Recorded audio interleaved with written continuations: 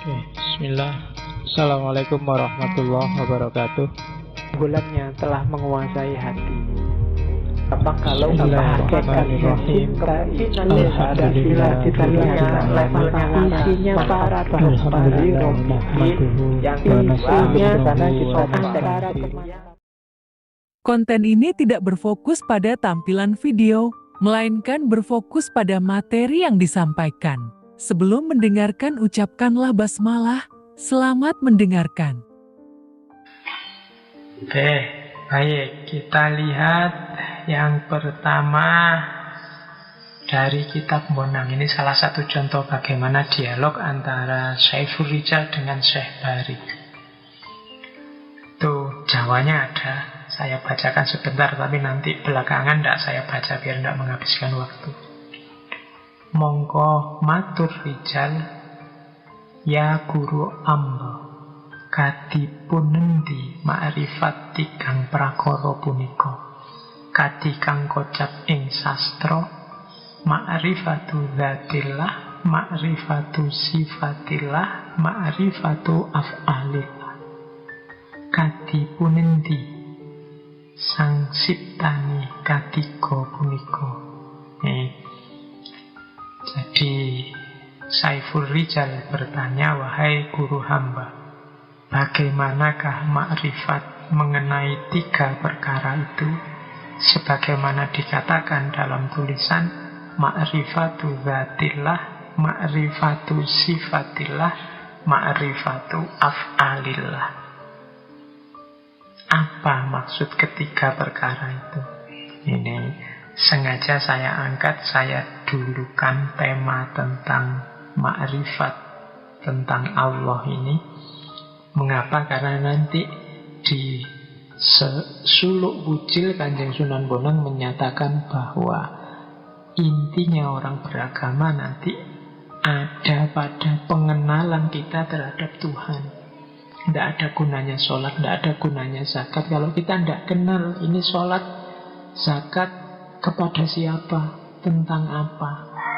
Kita selalu bilang lillahi ta'ala, siapa Allah yang selalu kita tuju itu. Sholat kok tidak kenal Allah, ya perlu dipertanyakan sholat pada siapa. Maka kunci awal dalam beragama, dalam meniti jalan sufi adalah pengenalan kita terhadap Allah. Istilahnya ma'rifat. Siapa Allah itu?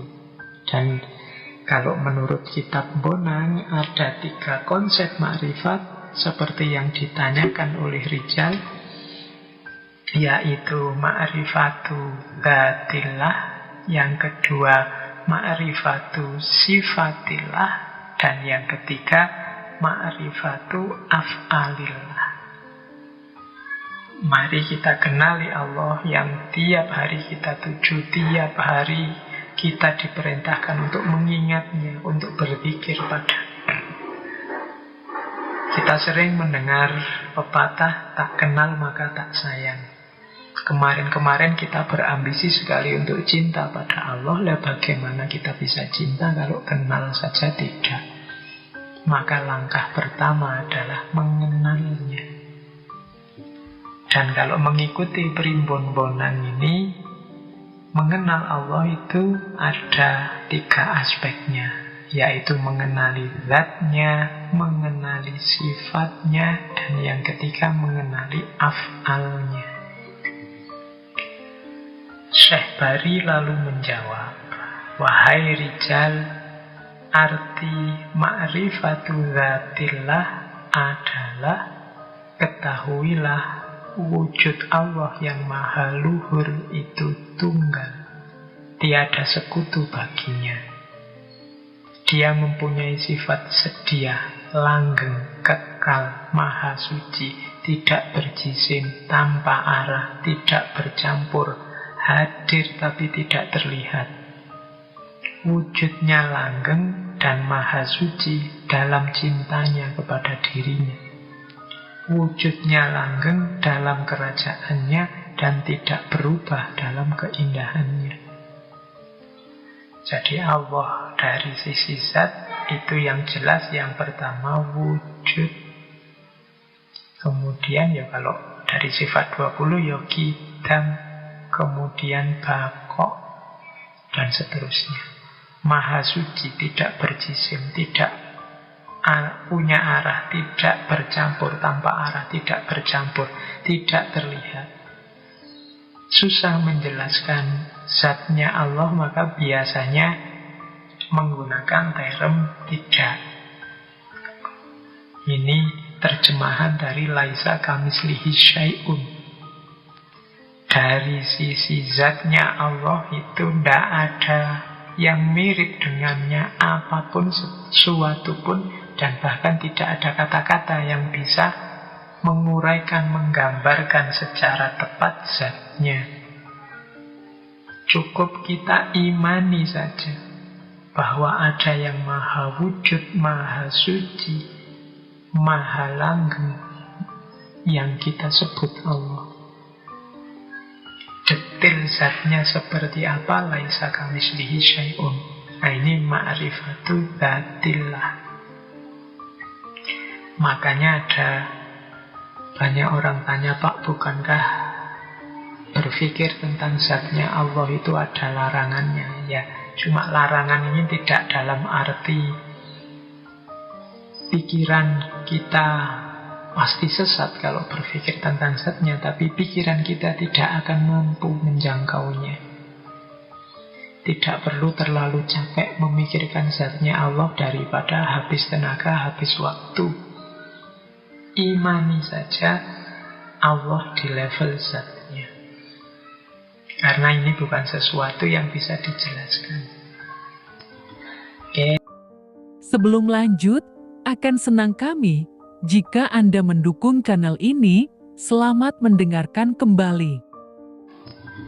Oke, terus ini nanti panjang diskusinya kalau saya lanjutkan.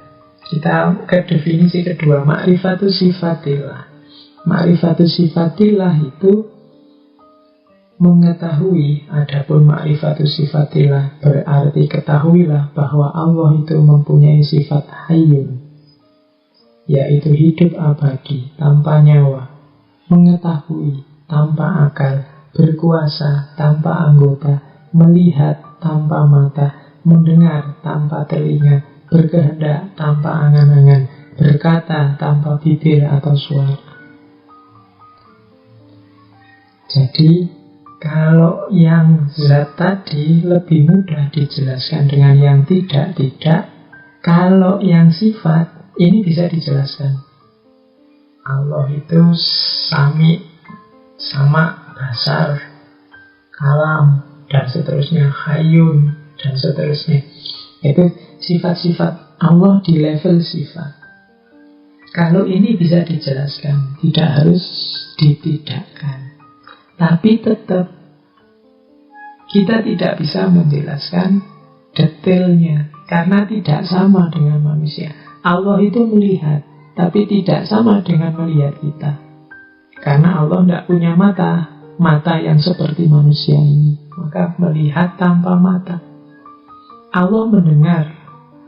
Di antara sifatnya Allah itu sama.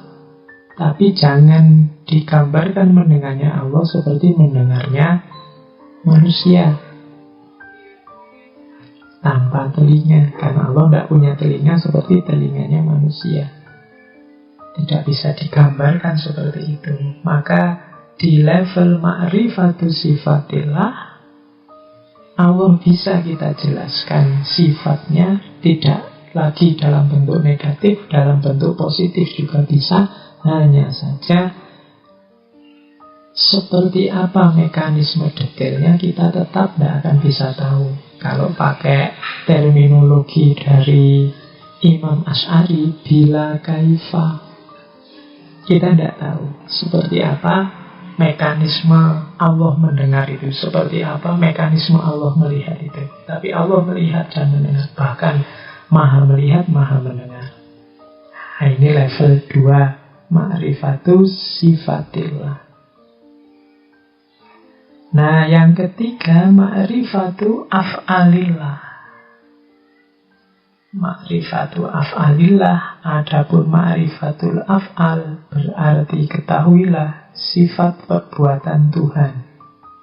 Dia berbuat tanpa ada yang memerintah, memberi tanpa menggunakan tangan, dan mematikan tanpa menggunakan keris. Ini ilustrasi dari Kanjeng Sunan Bonang. Af'al itu perbuatan. Semua yang terjadi, semua yang berjalan di alam semesta ini hakikatnya adalah af'alnya Allah. Kita menyebutnya simpel terus dengan kata-kata takdir. Tapi tetap seperti tadi, af'alnya Allah itu tidak menggunakan alat sebagaimana kalau manusia bertindak. Allah kalau menakdir sesuatu, memutus sesuatu, kalau bahasanya Al-Quran, ya kun fayakun. Kehendaknya Allah, itulah yang jalan.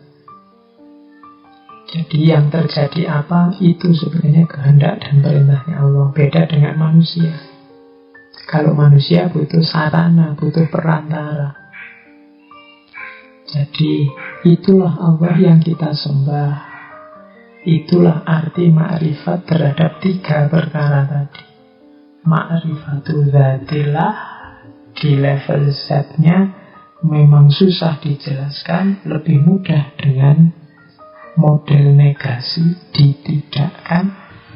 Ada ma'rifatul sifatillah, sudah bisa dijelaskan secara positif, tapi bila kaifah, detailnya seperti apa, kita masih tidak mampu.